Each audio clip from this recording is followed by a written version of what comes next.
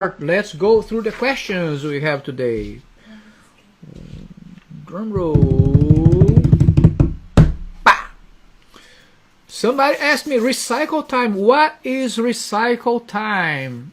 Every flash has a different recycle time. Recycle time is the time that the flash takes from it pops, boom, and then is the time that it takes for the flash to be ready to go again. So you push a button, your camera shutter, and the flash is gonna go boom, and we'll have to have some time so it can go again. So that's called a recycling time.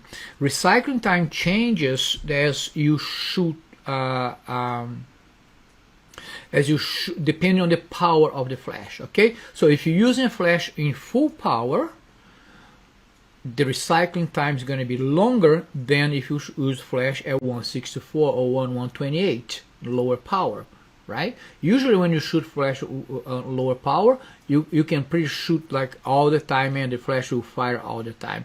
When you start going like 1/4 half power, that definitely is not going to happen. So the flash is going to need some time for it to recover from the pop and be able to start again. That's why sometimes you watch me shooting, I'm shooting with 2 flashes, because I know I'm gonna need full power. So instead of having them 1 at full power, I use 2 at half power, or sometimes 2 at 1/4 power. That gives me speed when I'm shooting. Okay, I'm not shooting having to shoot and wait for this recycle. Shoot and wait. Sometimes it's good to have more than 1, so you put 2 flashes, you can cut the power in half, then you can shoot a little bit more continuous. Okay, that's what recycle time is.